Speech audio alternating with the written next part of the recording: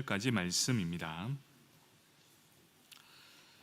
23절에서 31절까지 말씀 교독해서 읽도록 하겠습니다. 사도들이 노임에 그 동료에게 가서 제사장들과 장로들의 말을 다 알리니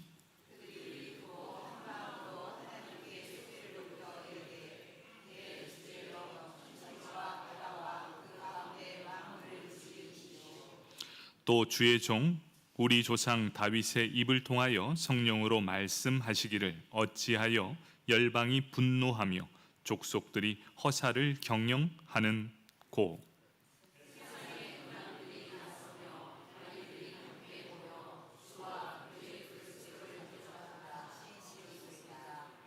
과연 헤롯과 본디오 빌라도는 이방인과 이스라엘 백성과 합세하여 하나님께서 기름 부으신 거룩한 종 예수를 거슬러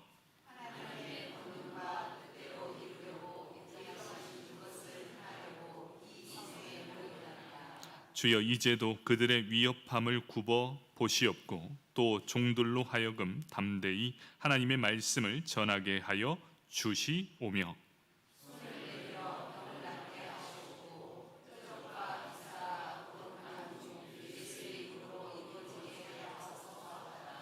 함께 읽겠습니다. 빌기를 다음에 모인 곳이 진동하더니 무리가 다 성령이 충만하여 담대히 하나님의 말씀을 전하니라. 아멘. 성가대에 찬양이 있겠습니다.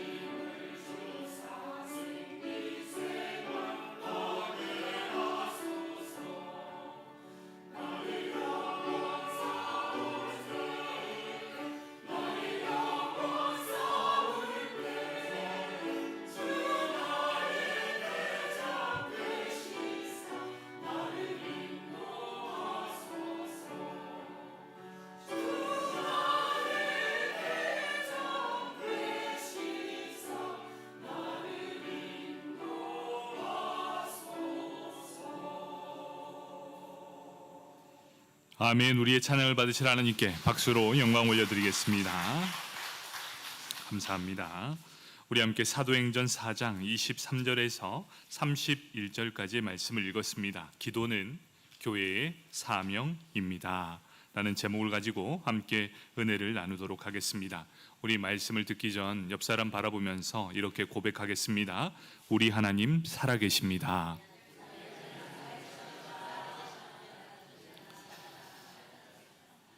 여러분, 이 고백은 옆 사람만 하는 것이 아니라 우리 자신에게 해야 되는 고백입니다. 우리 하나님 살아계십니다. 여러분, 힘들고 고난이 있을 때마다, 그리고 어려움이 있을 때마다, 내 마음이 낙심될 때마다 늘 고백해야 하는 이 한마디, 우리 하나님 살아계십니다. 여러분, 이 한 말씀이 여러분의 힘과 능력이 될 것입니다. 여러분, 우리 하나님 살아계심을 믿으십니까? 바로 그 하나님께 우리가 드리는 기도는 능력이 있습니다. 여러분, 하나님은 살아계시고 기도에 능력이 있다는 것이 무엇인 줄 아십니까? 우리가 기도할 때 하나님이 움직이신다라는 것입니다. 여러분, 기도할 때 하나님은 움직이십니다. 그리고 하나님의 일을 시작하십니다. 그 하나님 지금 살아 계십니다. 여러분, 그 하나님의 살아계심을 날마다 믿으시길 축복합니다. 내 마음 낙심되고 아무것도 할 수 없는 그 상황 속에 우리 하나님 소망 되십니다. 그리고 날마다 고백하십시오. 우리 하나님 살아계십니다. 나의 하나님 살아계십니다. 바로 이러한 고백이 우리의 삶의 고백이 되길 축복합니다. 아멘. 베드로와 요한이 기도하러 성전에 올라가다가 성전 미문에 앉은 구걸하는 안진뱅이를 주목하여 바라봅니다. 그리고 그곳에서 예수 그리스도의 이름으로 일으켜 세우게 됩니다. 이 사건으로 수많은 사람들이 솔로몬 행각에 모여들게 됩니다. 어떻게 이렇게 되었습니까? 라고 묻는 그 질문에 베드로는 어떻게 대답을 합니까? 이 기적은 나의 경건의 능력이 아닙니다. 이 기적을 주시는 분, 이 기적을 행하시는 능력을 주시는 분은 따로 있습니다. 그분은 바로 예수 그리스도이십니다 라고 선포하게 됩니다. 그리고 그 예수를 너희가 죽였다라고 선포하게 됩니다. 이 말씀을 들은 유대인들은 깜짝 놀라며 5천 명이 회개함으로 하나님 앞에 나오게 되었습니다. 하지만 이 모든 일이 다 모두에게 만족함을 주는 것은 아니었습니다. 그들 중에 못마땅하게 여기는 이들이 있었습니다. 그들이 누구입니까? 모든 관심을 한 몸에 받고 싶었던 그들이 있었습니다. 그들은 하나님께로 향한 시선을 자기에게로 돌리려 합니다. 그들이 누굽니까? 제사장, 사두개인, 그리고 성전 맡은 자들이었습니다. 하나님을 가장 가까이에서 섬겨야 할 그들이 어떻게 합니까? 자신의 시선을 하나님께로부터 끌어와서 자신에게로 향하게 됩니다. 그리고 그들은 행동에 옮기게 됩니다. 즉시 그 두 사도를 결박하게 됩니다. 그리고 다음 날 산헤드린 공의회에 재판을 드리기 위해서 밤새도록 감금을 하게 됩니다. 사도행전 4장 3절 말씀입니다.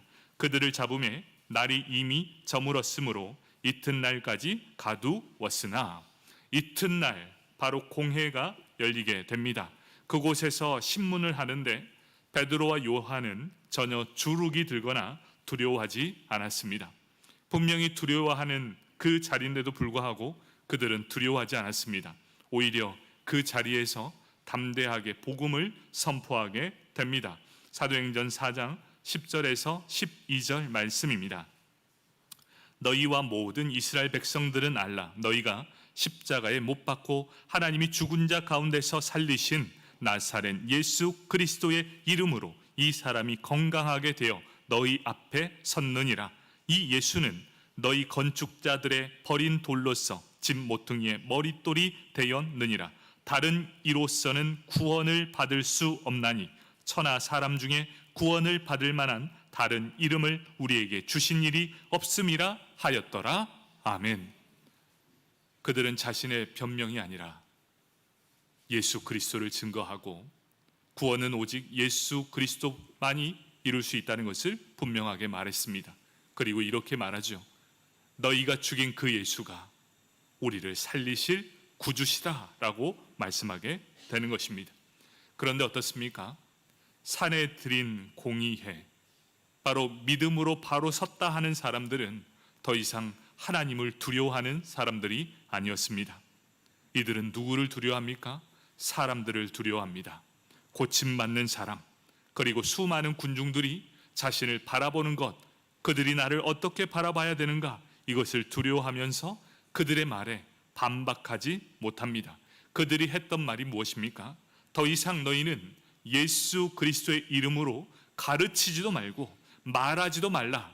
너희가 혹시 그렇게 하면 너희는 앞으로 큰 어려움을 당하게 될 것이다. 바로 위협하고 경고의 말을 남기게 됩니다. 사도행전 4장 17절에서 18절 말씀입니다.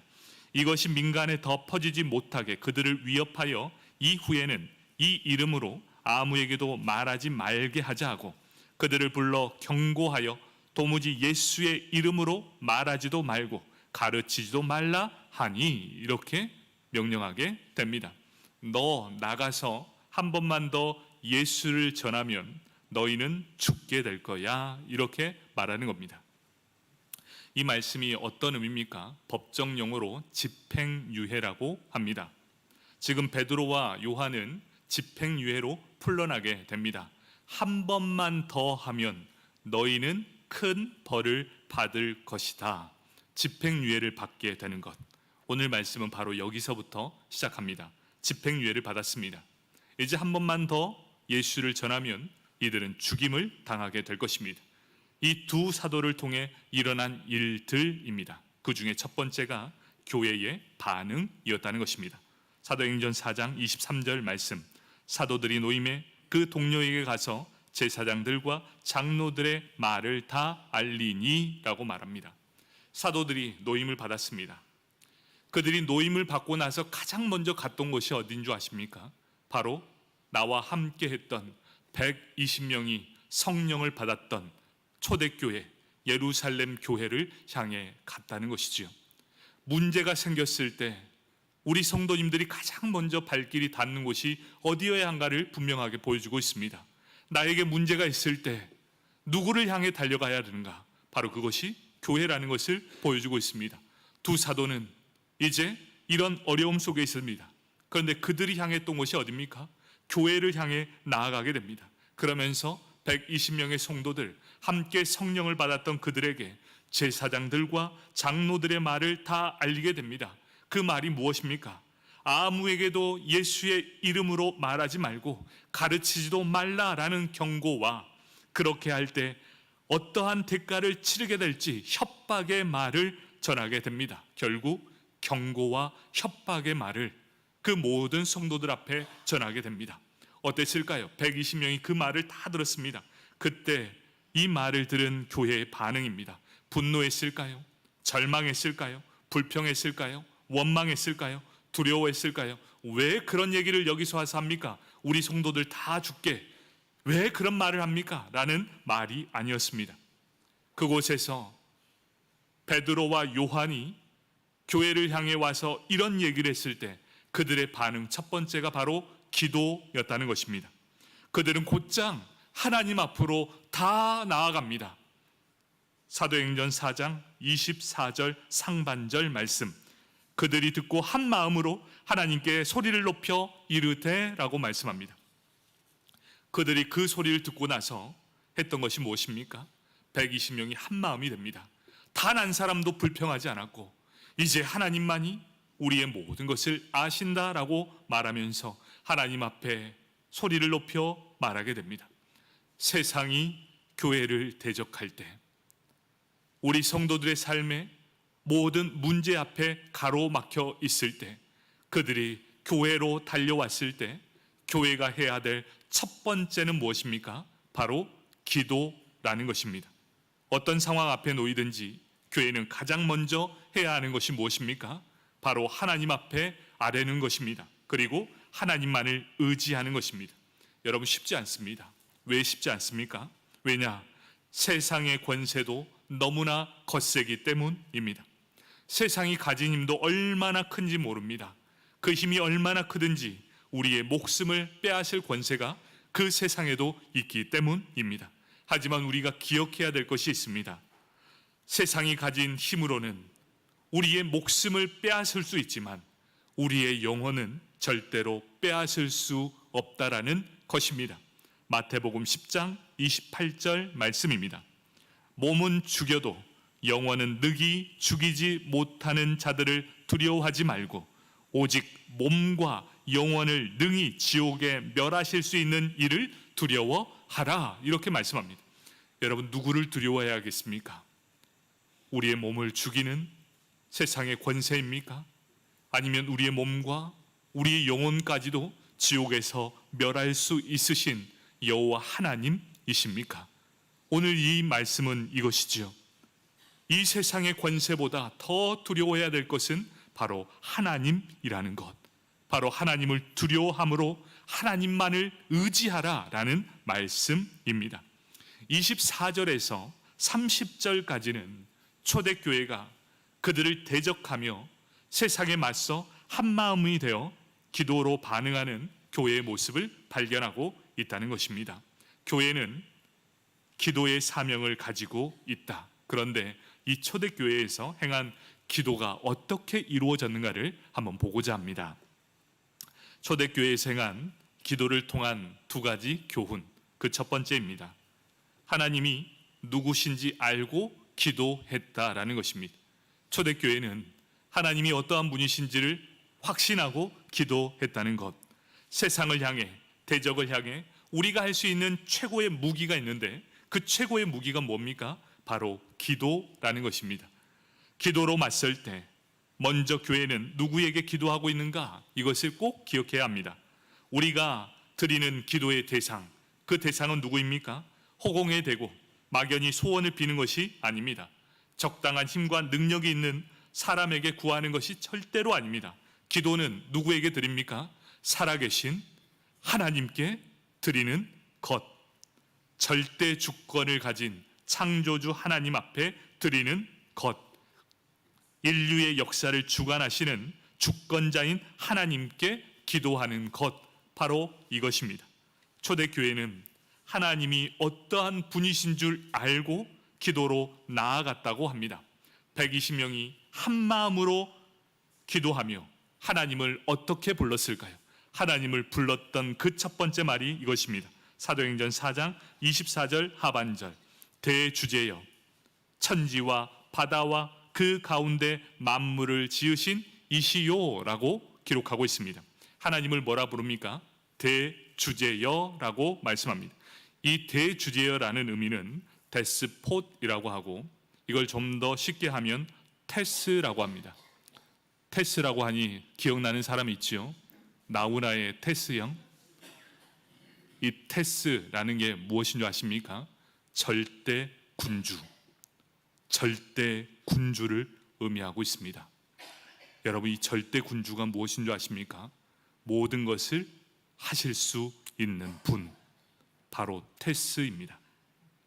하나님은 모든 일을 할 수 있으신 전능자이시며 그 지혜와 지식과 권세가 무궁하신 분이시며, 그분은 창조주로서 천지와 바다와 그 가운데 만물을 지으신 분, 그리고 창조하실 뿐만 아니라 지금도 다스리고 계시는 분, 바로 그분이 여호와 하나님, 대주제이신 테스, 바로 절대 군주라는 것입니다.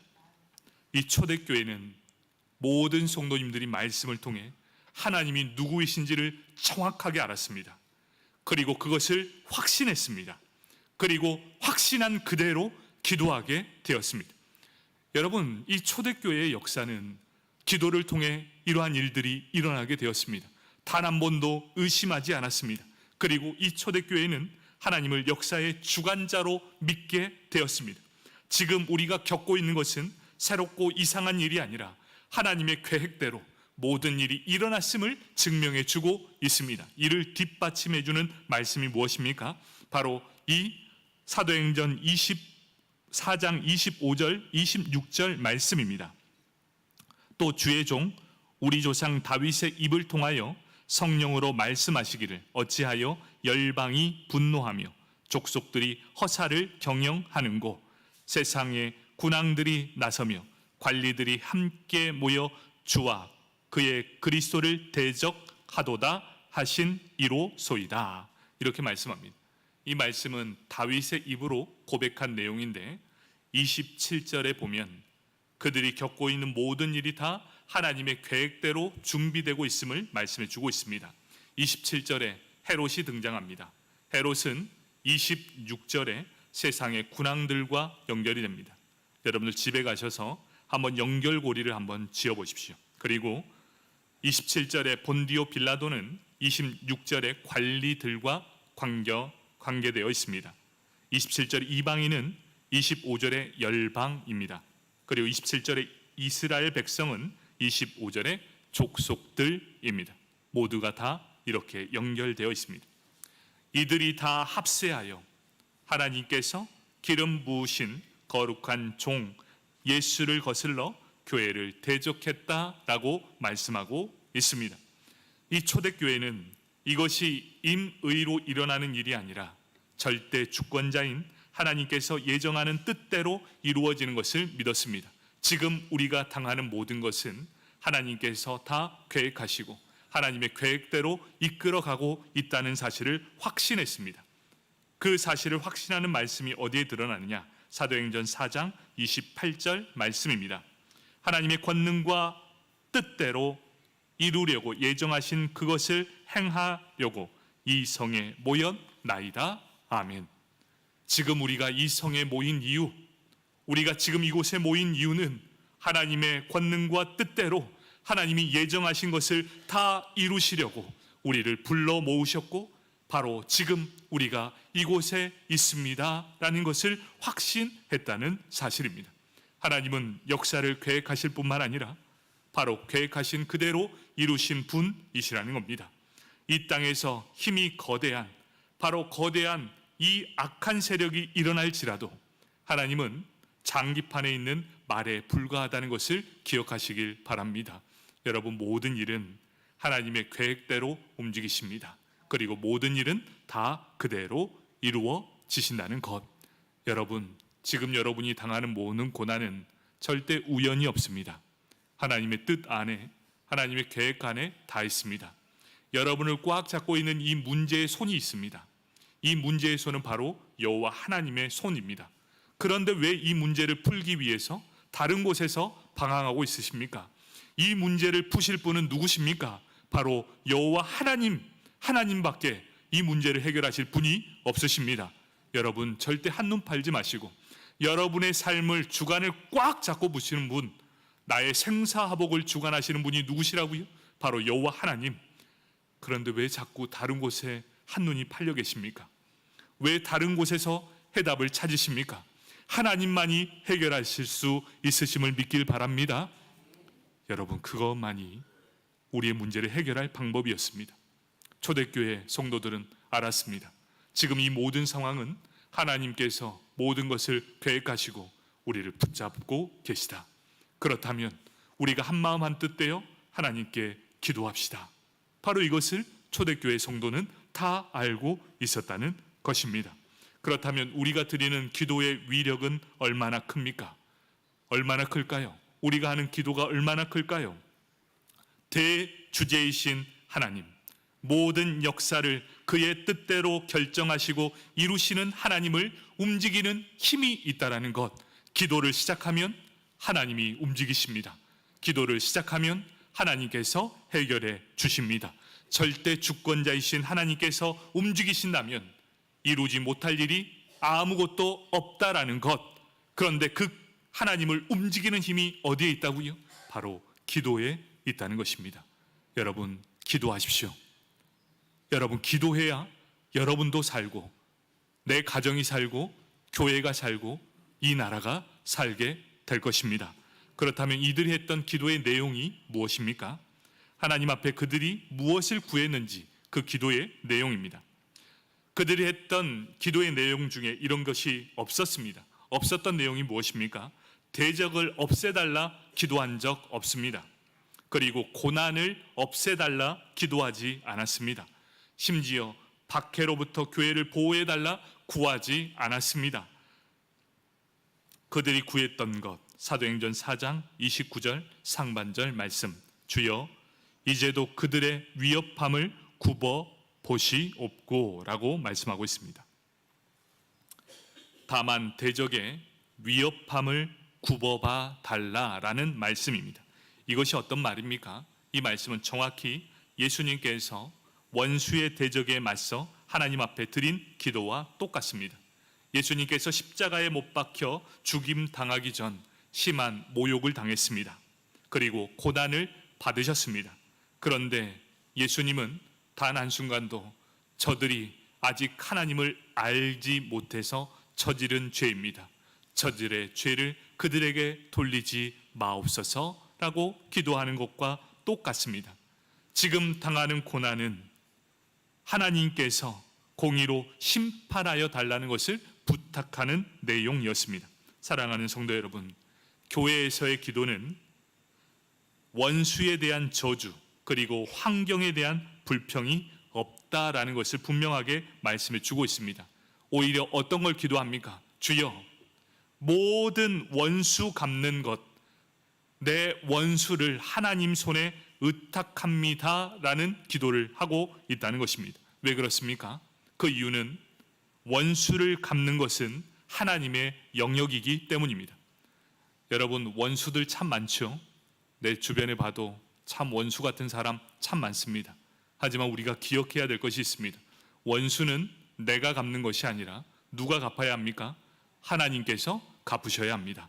그렇게 우리가 하는 일은 원수를 하나님 앞에 맡기는 것, 우리가 해야 되는 것은 무엇입니까? 그 원수를 끝까지 사랑해 주는 것, 바로 이것이 하나님께서 우리에게 주신 말씀입니다. 원수를 사랑해라 하지만 그 원수를 하나님 손에 맡기는 것입니다. 하나님께서 해결해 주실 것입니다. 그렇게 하나님께 대적하는 자를 맡긴 것입니다. 오히려 초대교회가 구한 것이 무엇인 줄 아십니까? 사도행전 4장 29절 하반절 말씀, 종들로 하여금 담대히 하나님의 말씀을 전하게 하여 주시오며, 이렇게 기도합니다. 이 내용 보니까 대충 복음 증거하는 것 아닙니까? 이렇게 얘기할 수 있지만 분명하게 베드로와 요한은 이들에게 이렇게 얘기합니다. 한 번만 더 복음 전하면 너희 다 죽을 것이다. 그런데 이들이 기도한 내용을 보십시오. 우리가 담대하게 하나님의 말씀을 전하게 하십시오. 이 말씀이 무슨 말씀인지 이해되십니까? 죽음을 각오했다는 것. 내 앞에 죽음이 있더라도 두려움으로 복음을 증거하지 못하는 일이 없도록 내 안에 담대함을 더해 주셔서 모든 세상 사람들에게 복음이 증거되게 나를 사용해 주십시오. 이런 기도를 했습니다. 그러면서 무엇이라 합니까? 제가 하나님의 말씀을 증거할 때 여호와 하나님 나에게 능력을 주십시오. 권능을 주십시오. 그 권능이 무엇인 줄 아십니까? 사도행전 4장 30절의 말씀입니다. 손을 내밀며 병을 낫게 하시옵고 표적과 기사가 거룩한 종 예수의 이름으로 이루어지게 하옵소서 하더라. 여러분, 기적이 가장 많이 일어나는 곳이 어딘 줄 아십니까? 복음을 증거하는 사람에게 기적이 많이 일어납니다. 바로 그것이 복음의 능력입니다. 여러분, 기적을 경험하고 싶습니까? 그렇다면 전도하십시오. 복음을 증거해 보십시오. 바로 그 영혼은 살게 될 것입니다. 바로 하나님은 우리에게 기적을 허락해 주시는데 어떻게 해요? 바로 어떤 상황 속에서도 복음을 증거하는 그들에게 하나님은 능력의 권능을 허락해 주신다는 것입니다.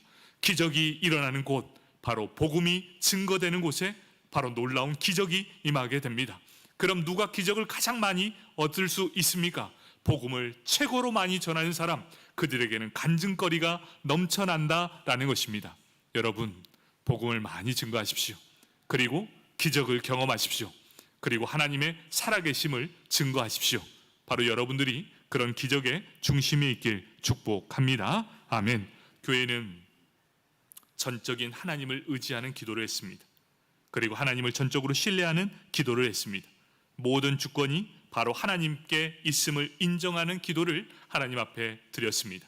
그것도 한 마음이 되어서 그렇게 했습니다. 교회를 향해 쏟아지는 비방과 조롱과 위협이 있습니다. 또 우리에게 지금 가장 위협이 되는 게 무엇입니까? 바로 이단의 위협이 너무도 많이 무섭고 치명적으로 우리를 향해 달려오고 있다는 것이죠. 여러분, 이때 교회가 해야 되는 것이 무엇입니까?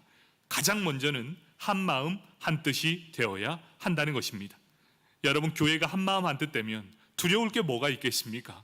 바로 여호와 하나님만을 위해 살아가는 우리에게 하나님은 놀라운 은혜를 베풀어 준다는 것이죠. 한 마음 한 뜻 되었을 때 가장 먼저 뭘 해야 되느냐? 하나님 앞에 기도해야 한다는 것이죠.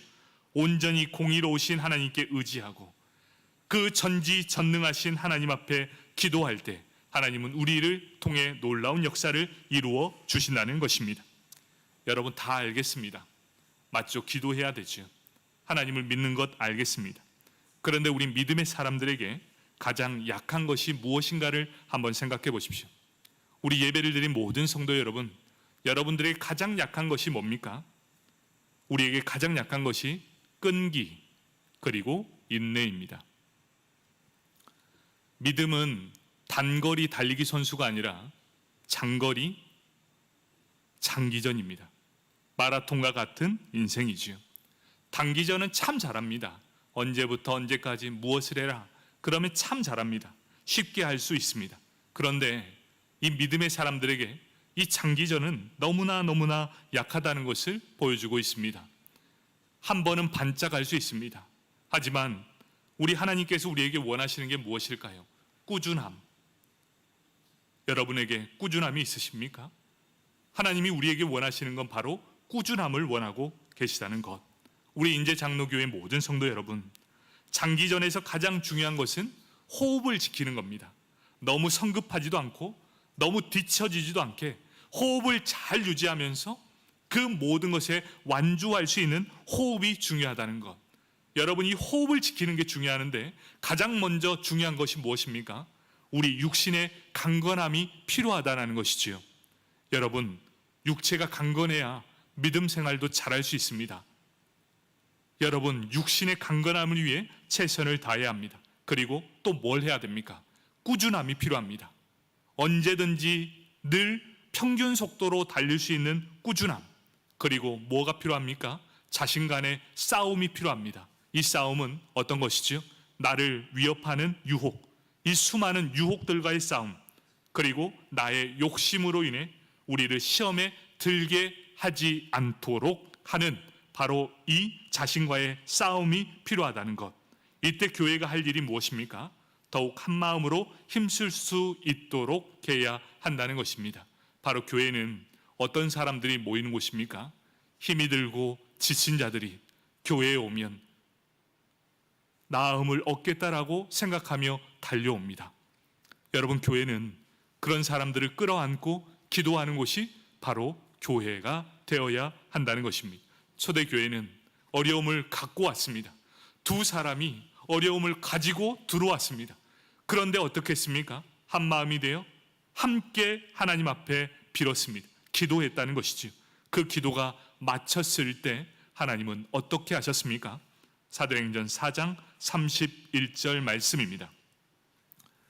빌기를 다함에 모인 곳이 진동하더니 무리가 다 성령이 충만하여 담대히 하나님의 말씀을 전하니라. 아멘.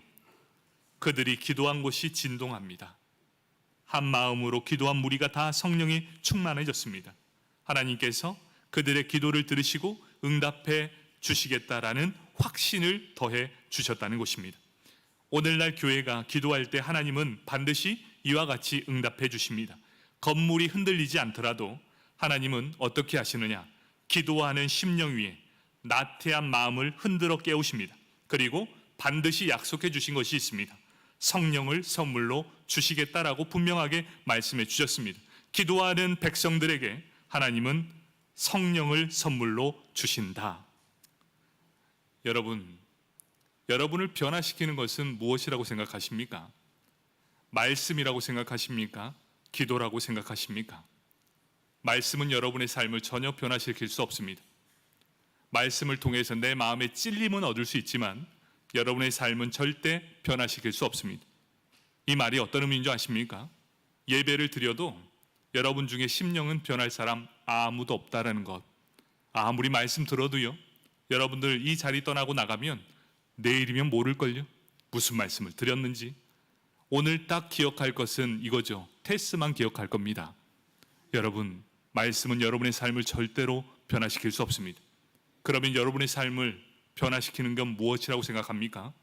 기도하는 사람은 분명히 변화되게 됩니다. 기도하지 않으면 절대 변하지 않습니다. 베드로와 요한이 언제부터 변했는 줄 아십니까? 3년 동안 예수님 곁에 있을 때 그들은 변하지 않았습니다. 왜요? 기도하지 않았거든요. 그런데 그들이 왜 변했습니까? 사도행전에 하나님의 약속을 믿고 기도하면서부터 성령을 선물로 받으면서 그들 자신이 변화되었다는 것, 여러분 분명하게 기억하십시오. 기도하지 않는 사람 변하지 않습니다. 예배 드린다고요? 여러분이 변했다고 생각하십니까? 전 믿지 않습니다. 기도하지 않는 사람 절대 변화되지 않습니다. 여러분 그렇지만 기대하십시오. 기도하면 누구나 다 변화받을 수 있다. 기도는 어떤 의미입니까? 살아계신 하나님을 신뢰하고 확신한다. 기도를 하면 하나님이 움직이신다. 그리고 하나님이 역사하신다. 그 가장 첫 번째 기도의 응답이 뭔지 아십니까? 여러분의 삶을 변화시킨다는 겁니다. 여러분이 변화되면 여러분의 가정이 변화되게 될 것입니다. 여러분의 가정이 변화되고 여러분이 변화되면 교회가 변화되게 될 것입니다. 여러분이 변화되고 교회가 변화되면 나라가 변화되게 될 것입니다. 여러분 누구를 통해 이루어집니까? 기도하는 한 사람을 통해 이루어진다는 것이지요. 여러분 기도하시겠습니까? 저는 그렇습니다. 우리 이제 장로교회 모든 성도님들이 기도의 열정을 회복했으면 좋겠어요. 이 기도의 열정이 회복하려면 하나님의 살아계심을 인정해야 되고 확신해야 합니다. 여러분 우리 하나님 살아계십니다.